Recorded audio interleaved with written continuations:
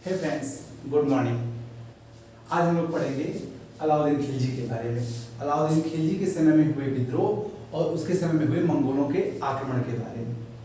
दोस्तों, अगर अब तक आपने हमारे चैनल को सब्सक्राइब नहीं किया है तो प्लीज़ सब्सक्राइब करें, लाइक करें और अपने दोस्तों के साथ उसको शेयर भी करें, जिससे आपको भी लाभ हो और आपके दोस्तों को भी लाभ हो सके। चलिए हम लोग शुरू करते हैं। अलाउद्दीन के समय में सबसे पहला विद्रोह नवीन मुस्लिमों का हुआ।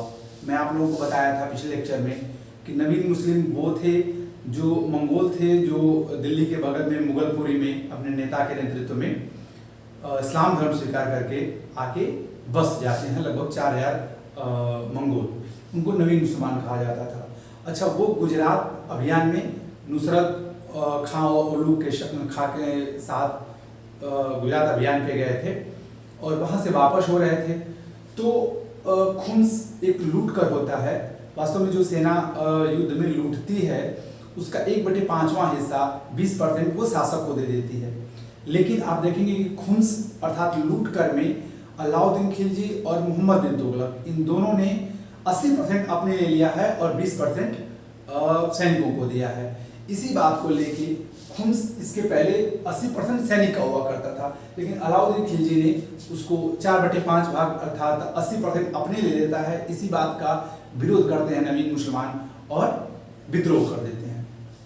और विद्रोह करने के पश्चात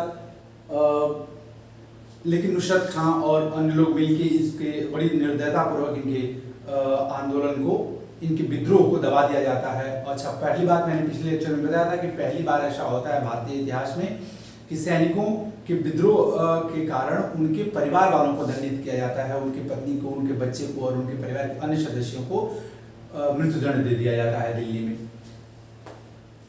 दूसरा अकद खां का विद्रोह हुआ था।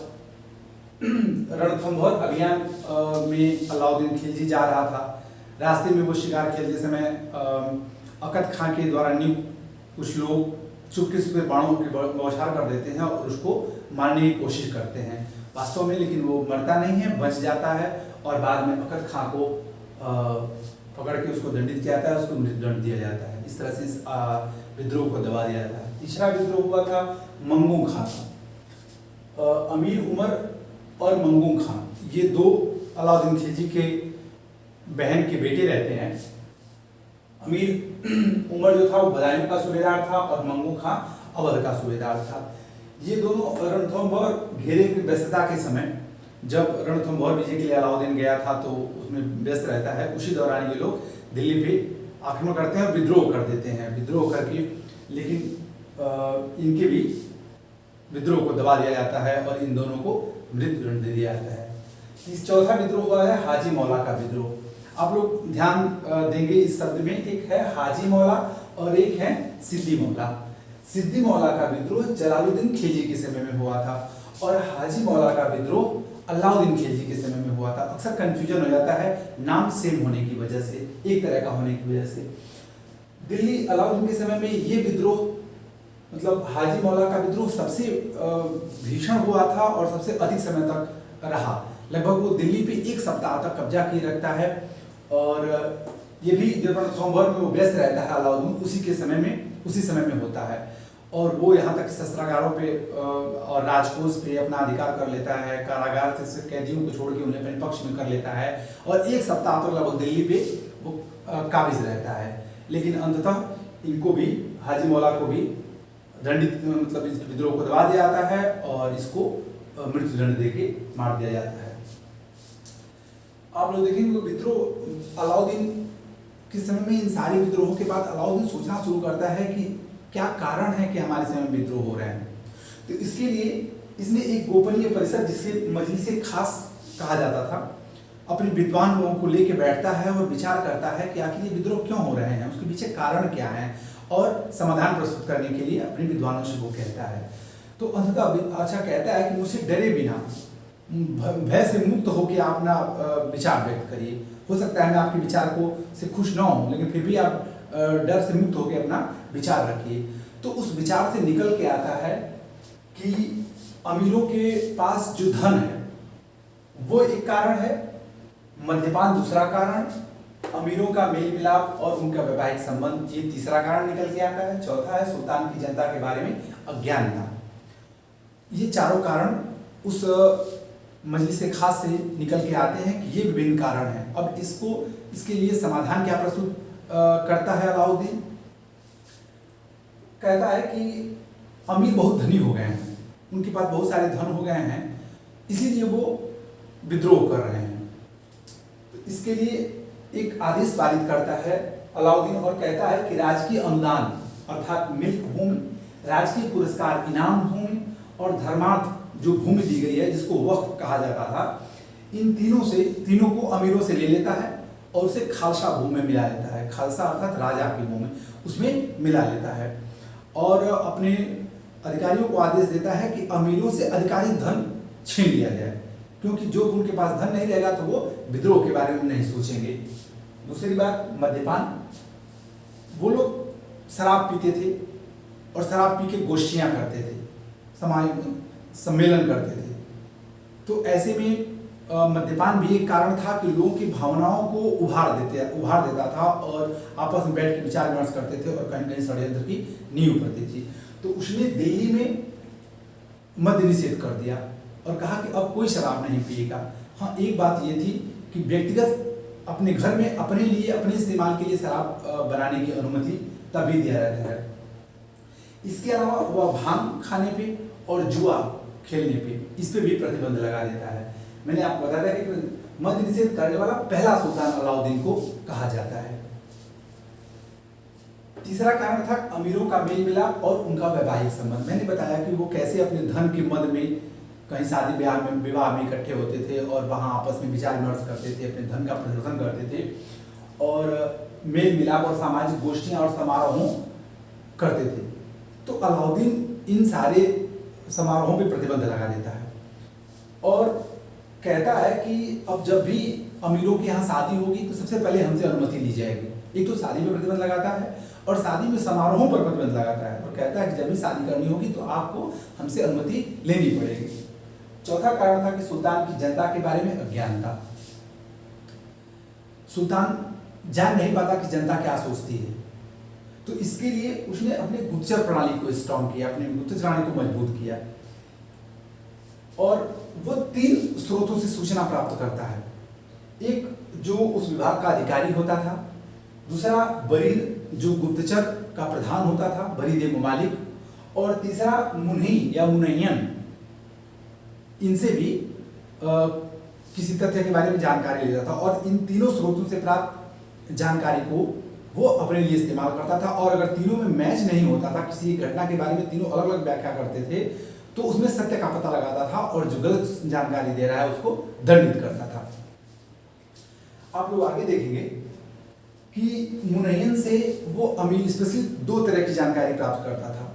एक तो अमीरों के घर से संबंधित जानकारी और दूसरी बाजार से संबंधित जानकारी। हम आगे अगले लेक्चर में पढ़ेंगे अलाउद्दीन ने बाजार व्यवस्था क्या थी। अच्छा, और इसके समय में देखेंगे अलाउद्दीन के समय में मंगोल आक्रमण करते हैं, लगभग लगातार आक्रमण होता रहता है। तो मंगोलों के प्रति उसकी क्या नीति थी और कौन किस समय में आक्रमण किया था, ये भी कई बार पूछा गया प्रश्न है। आप देखेंगे कि 1297 से 98 में कादर के नेतृत्व में, कादर खान जो है ट्रांसआक्सियाना के शासक दावा खां का सेनापति था, उसके नेतृत्व में, कादर खान के नेतृत्व में 1297-98 मंगोल आक्रमण करते हैं और इसको जफर खां और उलूग खां, मैंने आपको बताया था कि 4 खान कितने महत्वपूर्ण थे, जफर खां, उलूग खां, नुसरत खां और अलप खां। और जफर खां और उलूग खां ने पहले मंगोल आक्रमण को दबा देते हैं। दूसरा आक्रमण होता है 1299 में सल्दी के नेतृत्व में।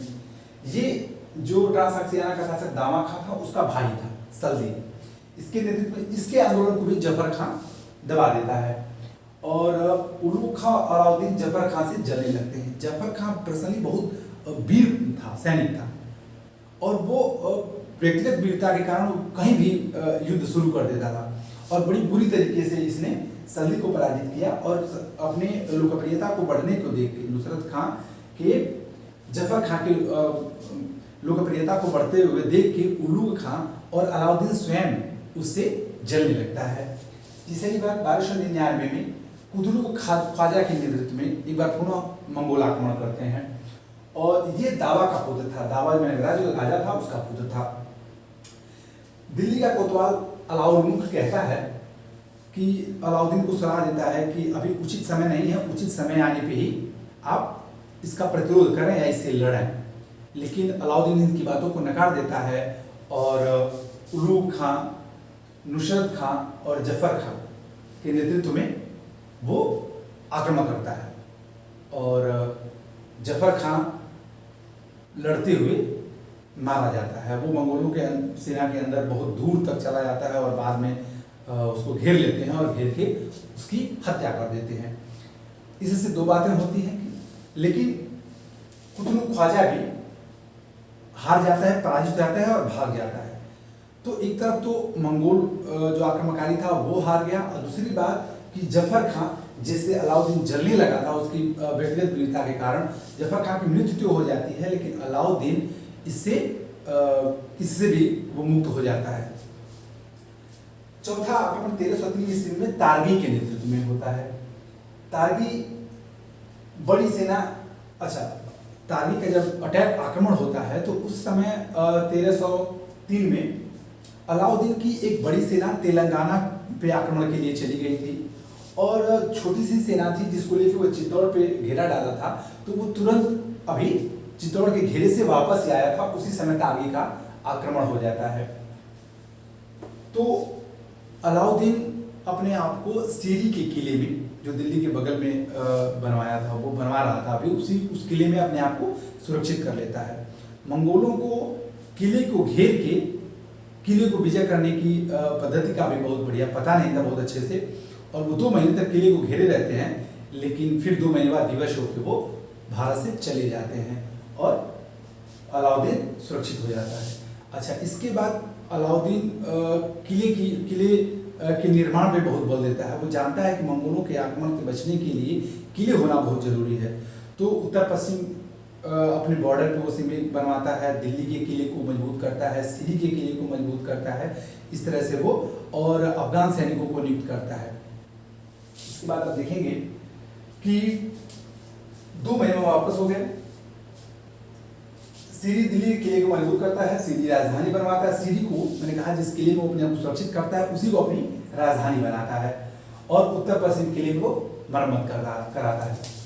5वां आक्रमण हुआ है 1305 में अली बेग और तारताक के नेतृत्व में। अली बेग और तारताक के नेतृत्व में इस को दबाने के लिए मलिक काफूर और गाजी मलिक जिसको गयासुद्दीन तुगलक के उपाधि के साथ वो बाद में तुगलक वंश की स्थापना करता है, वही गाजी मलिक है।